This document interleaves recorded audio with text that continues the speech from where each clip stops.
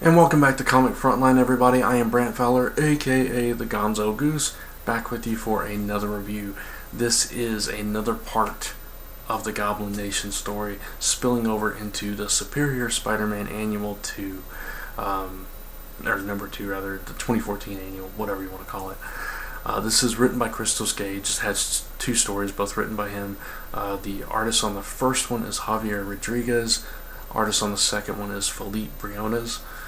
And both of these stories are kind of side stories taking place during Goblin Nation, but involving things that have already kind of taken place in Superior Spider-Man, so it's kind of following up on these different threads here.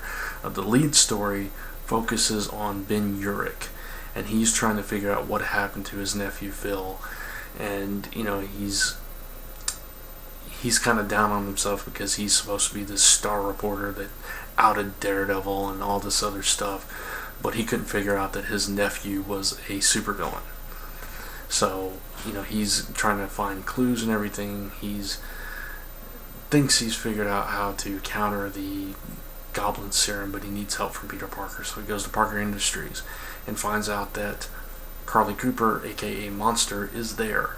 And they are also working on a cure, but they don't want to test on her, so he's going to try to test it on Phil.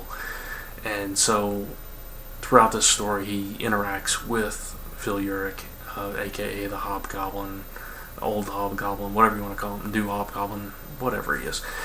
So he interacts with him. Spider-Man gets involved, doesn't go so well, and it kind of leaves off there. We don't know what happens with Carly Cooper at that point because there's no live test and can't share those results. Ben Urich has to deal with his own thing. He has to come face to face with exactly what Phil is. It was a solid story. I really enjoyed it. There was even touches of Mary Jane. She called him up and said, what she basically said in Superior Spider-Man, trying to tell Ben to get out of town because the goblins are coming after everybody that is important to Peter and to Spider-Man. So they're tying it all together really nicely. Christos Gage wrote a really nice story that totally fit into Dan Slott's overarching plot nicely. The second story kind of followed up from that. Different art, so it was, you could definitely tell it was a separate story, but it followed up with the Carly Cooper / Monster trying to get the cure story, and Wraith enters the fray, and she doesn't realize it's Carly because she can't see because she's still using that Spider-Man tech that's making the goblins invisible, basically. So she's attacking Monster at Parker Industries, and you get that whole thing, and when she finds out who it is, and she's trying to cope with everything that's gone on, and she comes to realize by the end of the story that the conflicts that she had with Peter Parker and so on and so forth just aren't that important anymore, because there's bigger things at stake here. And we see the fate of Carly Cooper, aka Monster, which I won't spoil.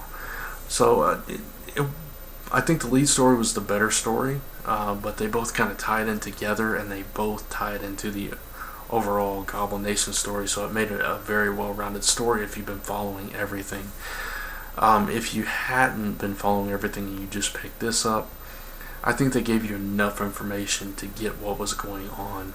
Not incredibly new reader friendly, but it is an annual, so you don't really expect it to be as much, but you can still pick up.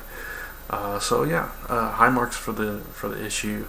Like I said, if you're interested in side stories and not just the main arc and learning what happens with these other characters, I think it kind of rounds out the entire Goblin Nation story. So I'm going to give it a 4 out of 5 for Superior Spider-Man Annual number 2, and that's going to wrap it up. So check out all the other reviews here on Comic Frontline. Comic reviews, toy reviews, movie, TV. We got live shows, Media Madness, topic videos, all kinds of stuff, and more stuff coming. Check out comicrelated.com and comicfrontline.com, both your number one source for all your comic news, reviews, podcasts, and so much more. Listen to the Zone 4 podcast each and every Friday right here on Comic Frontline, as well as Hall of Toys, as often as we can do it. Also here, both of them celebrating anniversaries next month in April. 5 year for Zone 4, 1 year for Hall of Toys. So be on the lookout for big celebratory month in April for that. And I think that's going to wrap it. So leave a comment below. Let me know what you thought of this issue. And until next time, thanks for watching. I'll see you in the next video.